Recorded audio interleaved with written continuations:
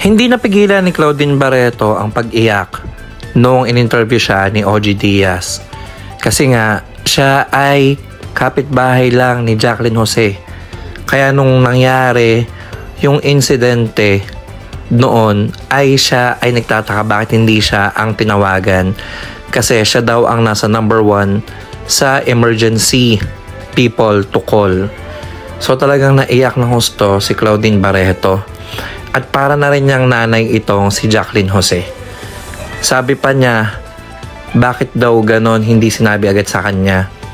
Sabi daw ng isa sa mga anak ata or kasama ni Jacqueline Jose sa bahay, ay wag sabihin kay Claudine Barreto dahil nga disfigured na daw o hindi na makilala.